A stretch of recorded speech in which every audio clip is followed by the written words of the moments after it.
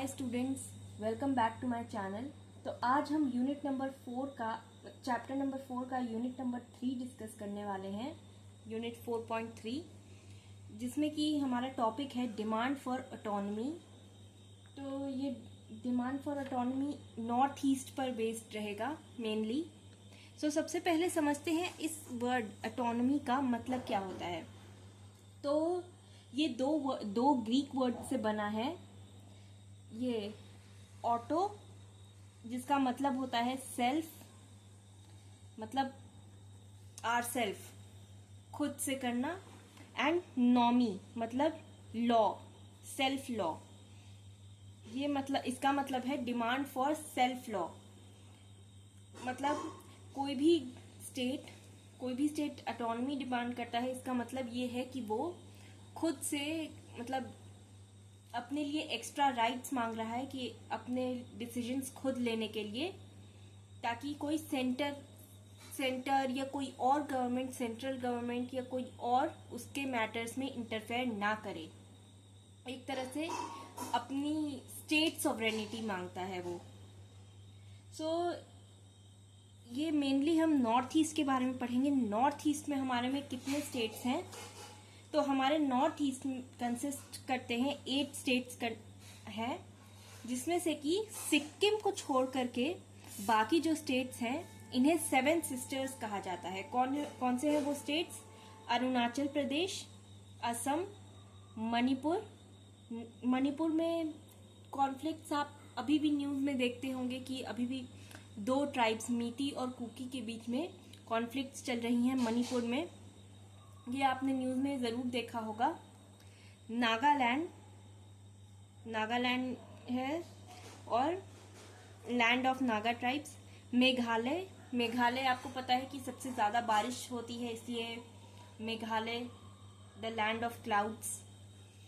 मिजोरम और त्रिपुरा, ये स्टेट्स हैं, प्लस सिक्किम तो है ही। ये 8 स्टेट्स आते हैं नॉर्थ ईस्ट में। तो अब अगर आप ध्यान दें तो आप इंडिया के लगभग हर पार्ट की हिस्ट्री के बारे में कुछ ना कुछ जानते होंगे। आप नॉर्थ में जाकर के अगर नॉर्थ में देखें या वेस्ट में देखें या चाहे साउथ में चले जाएं, इंडिया के हर पार्ट के बारे में आपको कुछ ना कुछ पता होगा। चाहे वो जम्मू कश्मीर हो और बाकी हिली रीजन्स हो, उत्तराखंड, जम्मू कश्मीर, पंजाब, हरियाणा। एंड चाहे साउथ में चले जाओ तो आपको साउथ के किंगडम्स के बारे में भी, उनकी भी हिस्ट्री पता होगी। एंड नॉर्थ का तो आपको ऑब्वियसली पता होगा, मध्य प्रदेश, उत्तर प्रदेश, बिहार, बंगाल, इन सब के बारे में भी आपको पता होगा। But do you know anything about north east? जो बच्चे नॉर्थ ईस्ट से बिलोंग करते हैं उन्हें तो अपनी हिस्ट्री पता होगी, बट जो नॉर्मली जो इधर नॉर्थ इंडियन किंगडम से, दिल्ली से या बाकी प्लेसेस से बिलोंग करते हैं, कितना जानते हैं वो इन सारे स्टेट्स के बारे में? तो यही रीजन है इनकी ऑटोनॉमी के डिमांड का। बिकॉज ब्रिटिश कॉलोनियल पीरियड के टाइम पर नॉर्थ ईस्ट को काफी ज्यादा इग्नोर किया गया था, ब्रिटिश इंडिया से सेपरेटली ट्रीट किया गया था। इनको काफी ज्यादा डिप्राइव थे, कई सारी चीजों से डिप्राइव करके रखा गया था। इन्हें कंसिडर ही नहीं किया जाता था। कोई भी डिसीजन हो, कुछ भी डेवलपमेंट करना हो तो नाम आते थे बॉम्बे एंड बाकी इंडिया के बाकी रीजन्स के नाम आते थे। बट नॉर्थ ईस्ट अभी भी काफी अंडर डेवलप था through out that colonial period. काफी ज्यादा आइसोलेटेड किया था ब्रिटिश ने। तो क्या हुआ कि नॉर्थ ईस्ट लोगों के मन में भी ऐसी फीलिंग आ गई, सेपरेशन की फीलिंग आ गई कि हम इंडियन से अलग हैं। उनके मन में ये फीलिंग आ गई कि हम इस कंट्री का पार्ट ही नहीं है, हमें यहाँ पर कोई इम्पोर्टेंस नहीं मिलती। ये फीलिंग आ गई, जो कि आगे चलकर कि ये धीरे धीरे एंटी इंडियन सेंटिमेंट में बदल गई। ये लोग इंडियंस को हेट करने लगे। तो कैसे कैसे ये प्रोसेस हुआ ये देखते हैं। आसाम की डिमांड फॉर ऑटोनॉमी में देखते हैं तो आसाम जो कि क्रूड ऑयल में काफ़ी rich, it was rich in crude oil. तो आसाम में से जो भी रेवेन्यू जनरेट होता था क्रूड ऑयल का, वो बाकी स्टेट्स में, बाकी जगहों पर दे दिया जाता था, असम में नहीं रखा जाता था। मतलब उसके जो फंड्स होते थे, रेवेन्यू होता था, उससे आसाम का फायदा करने के बजाय किया जाने लगा बाकी स्टेट्स में, उसे डिस्ट्रीब्यूट किया जाने लगा। नेक्स्ट एक रीजन था कि इंडस्ट्रीज में ये काफी लैक करता था। They were deprived of industries, revenues, funds, economically काफी बैकवर्ड था असम। प्लस यहाँ का जो एग्रीकल्चर की वजह से थोड़ा सा था। असम में टी का, आपको पता है टी का कितना बड़ा चलता है। तो नॉन आसामीज, वहाँ का जो लेबर फोर्स था, वहाँ पर जो काम करते थे, टी के फार्म्स में जो काम करते थे, वहाँ नॉर्मली नॉन आसामीज बाकी स्टेट से आकर के काम, उन्हें एम्प्लॉयमेंट मिलती थी। तो जो वहाँ के लोकल लोग थे, उनको अनएम्प्लॉयमेंट इशू फेस करना पड़ा।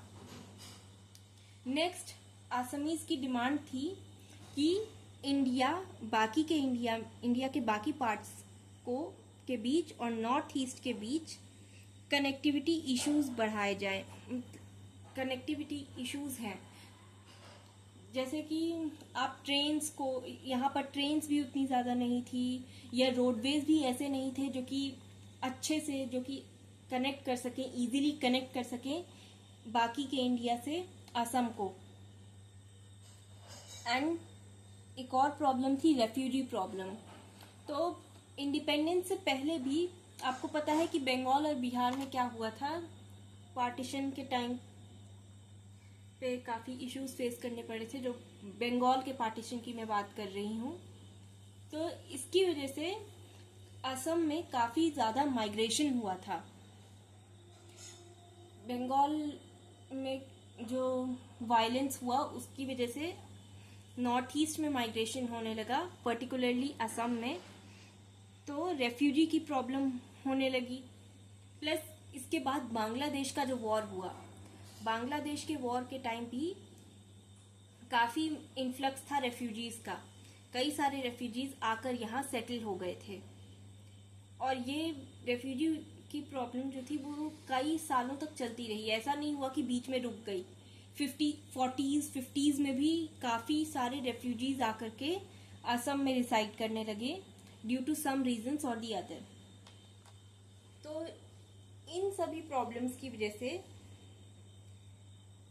प्लस 1960s में जो इंडो चाइना वॉर हुआ, उसकी वजह से भी सबसे ज़्यादा इफेक्ट किसको पड़ेगा, नॉर्थ ईस्ट को, बिकॉज चाइना नॉर्थ ईस्ट के बॉर्डर से लगता है। तो इसकी वजह से ये सारे रीजंस थे।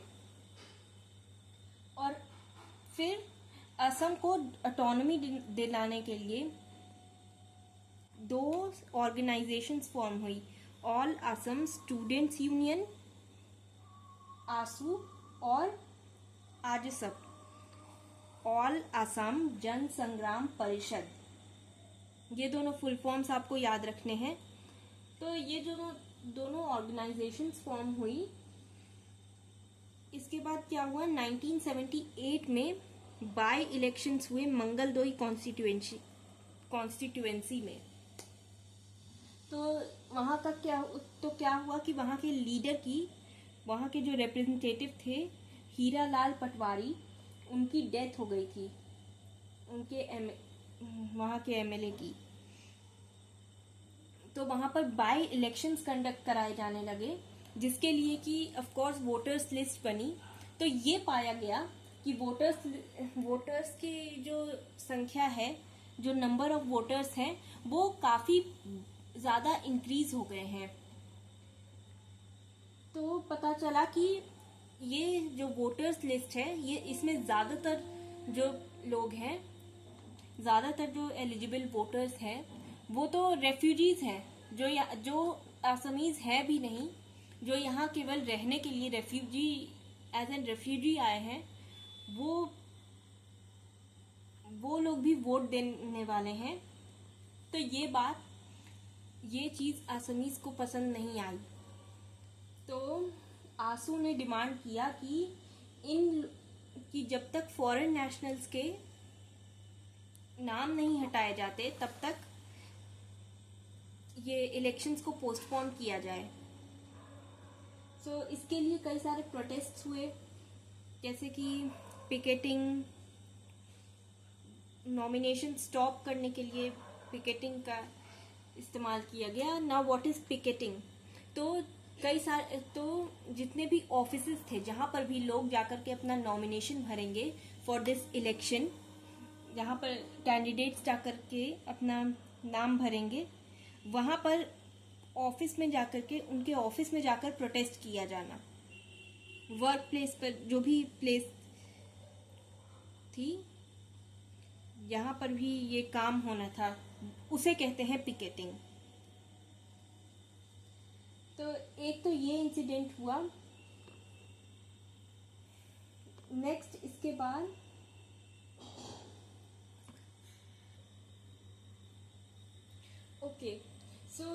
इसके बाद डेमोन्स्ट्रेशंस, प्लीज नोट कि जो भी डेमोन्स्ट्रेशंस हुए, जो भी प्रोटेस्ट हुए आसू और आजसब के, वो नॉर्मली नॉन वायलेंट थे। बट नेली मैसेकर एक केस था जो कि काफी एक्सट्रीमली वायलेंट केस था।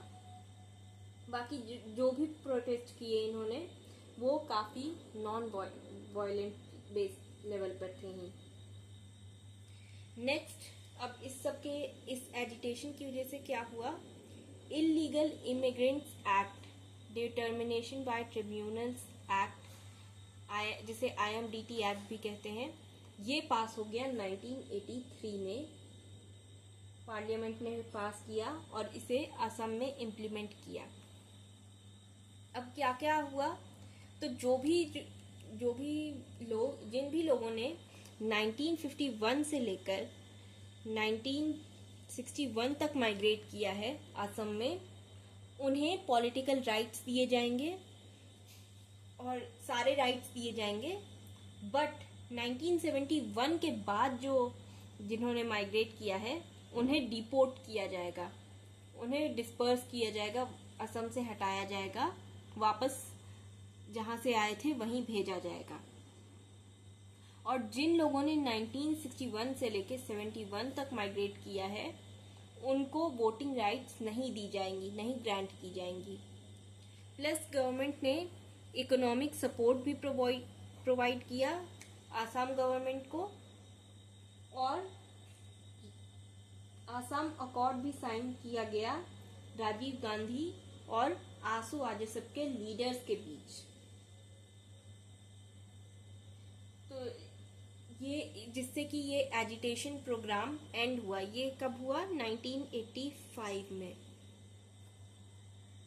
और रिक्वेस्ट करी गई कि जैसे लेबर फोर्सेस को लेकर के जो असम में प्रोटेस्ट हुआ, लेबर फोर्सेस को लेकर उनकी कंप्लेंट्स थी, इसके लिए गवर्नमेंट ने ये डील करी कि आसामीज को बाकी स्टेट से माइग्रेंट्स को एक्सेप्ट करना पड़ेगा, बिकॉज ये उनका बेसिक फंडामेंटल राइट है according to article 19A clause E। उनको ये राइट मिला हुआ है कि वो कहीं भी रिसाइड कर सकते हैं, इंडिया के किसी भी पार्ट में रिसाइड और सेटल कर सकते हैं और कोई भी प्रोफेशन प्रैक्टिस कर सकते हैं। तो अगर ये चीज उन्होंने अलाउ नहीं करी तो ये उनके राइट्स का वायलेशन होगा। आई होप आपको ये असम के बारे में समझ आ गया होगा। नेक्स्ट वीडियो हमारी होगी नागालैंड और मिजोरम के बारे में।